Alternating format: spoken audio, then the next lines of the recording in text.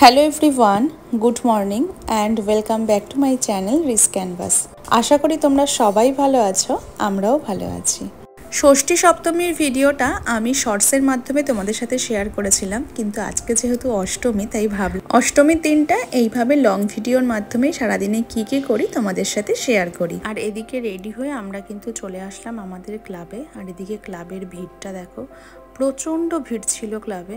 আর এখন এখানে আমার মা কাকিমণি ওরা অঞ্জলি দিয়ে নিচ্ছে, এরপর ওরা পাপাকে ধরবে, তখন আমি কৃষ্ণেন্দু বম্মা আমরা সবাই একসাথে অঞ্জলি দেব। তো এই যে দেখো এখানে পাপা রয়েছে বম্মার কোলে। আর প্রচণ্ড গরম ছিল অষ্টমীর দিনটা, ওরও ভীষণ কষ্ট হচ্ছিল।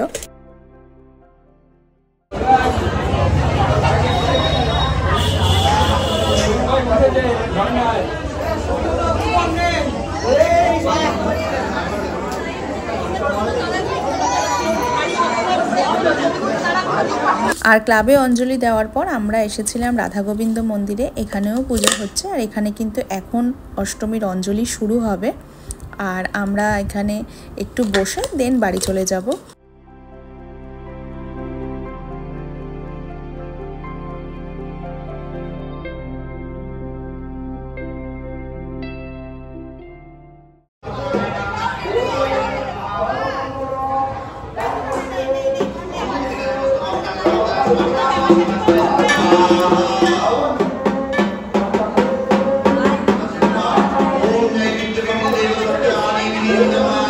আর তখনই তোমাদেরকে বলছিলাম যে প্রচণ্ড গরম ছিল, তো পাপা হয়তো ক্লাবে গিয়ে খুব বেশি 10 মিনিট পাঞ্জাবি আর ধুতি পরেছিল। দেন আমি ওর পাঞ্জাবিটা খুলে ওকে একটা গেঞ্জি পরিয়ে দিয়েছিলাম, তোমরা তো দেখলেই সেটা।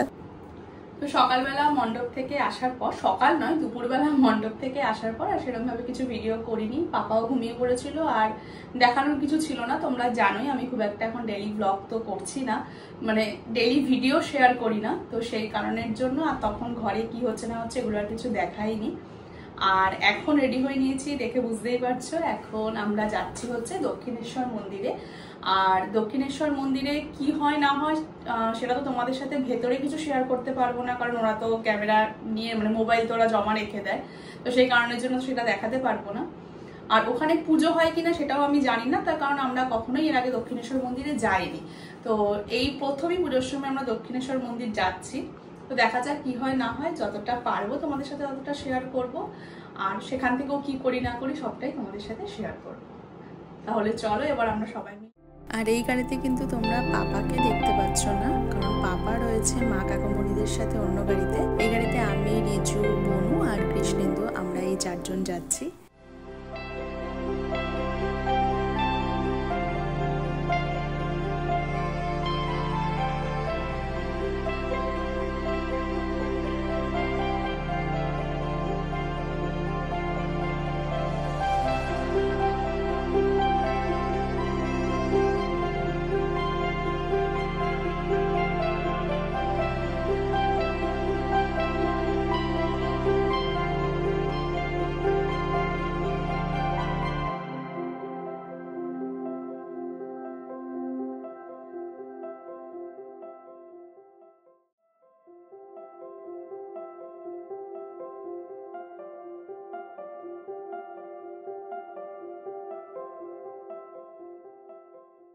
আর আমাদের কিন্তু পুজো দেওয়া হয়ে গেছে। আর তোমাদেরকে তখনই বলছিলাম যে মন্দিরের ভেতরে আলাদা করে মা দুর্গার পুজো হয় কিনা জানি না, কিন্তু না, এখানে বেলুর মঠের মতন আলাদা করে পুজো হচ্ছিল না, যেরকম মা ভবতারিণীর প্রত্যেকদিন পুজো হয় সেরকমই হচ্ছিল। আর মন্দিরে ওরা একটা প্রজেক্টরের মাধ্যমে পুরো দক্ষিণেশ্বরের ইতিহাসটাকেও তুলে ধরেছে, সেটাও কিন্তু দেখতে বেশ ভালো লাগছিল লাইনে দাঁড়িয়ে। তো যাই হোক, দক্ষিণেশ্বর মন্দির থেকে এখন আমরা চলে এসেছি এখানে মানি স্কোয়ারে। এখানে আমরা সবাই মিলে ঘুরে একটু খাওয়া দাওয়া করে বেরিয়ে যাব। আজকে কিন্তু আমরা আর কোনো মণ্ডপে যাইনি, তোমরা দেখতেই পাচ্ছ, তার কারণ প্রচন্ড ভিড় হচ্ছে। আর আজকে যেহেতু অষ্টমী তাই আরো ভিড় হবে, পাপাকে নিয়ে এত ভিড়ের মধ্যে যাব না বলেই আমরা আর সেরকম ভাবে কোনো মণ্ডপে যাইনি। আর মা কাকিমণিরাও যেতে চাইছিল না, তাই জন্য এখানে চলে আসলাম। আর এদিকে পাপাকে দেখো, ও বারবার এক্সকেলেটর দেখাচ্ছে, তো ও এটা দিয়ে বারবার করে নামবে আর উঠবে, এটাই ওর এখন একটা খেলা হয়ে গেছে। তো এই যে এখানে কাকাকে দেখাচ্ছে, ও ইশারা করে ও এখানে যাবে, আর তাই কাকা ওকে এখন নিয়ে গেছে। আর এদিকে এখন ছোট মা ছোটকার সাথে দাঁড়িয়ে ছবি তুলছে। আর এদিকে দেখো সবার ছবি ভিডিও করতে গিয়ে আমি আর নিজের কোনো ভিডিও সেভাবে করিনি, আর ছবিও আমার এদিনকে খুব যে বেশি তোলা হয়েছে সেরকমও নয়। তো যাই হোক, সবার প্রচন্ড খিদে পেয়ে গেছে। আর এখানে এখন মারা নিয়ে নিয়েছে ফুচকা। আর এদিকে পাপাকে তো যখনই জিজ্ঞেস করা হবে তুমি কি খাবে, ও হাত দিয়ে গোল গোল দেখাবে, মানে ও ফুচকা খাবে।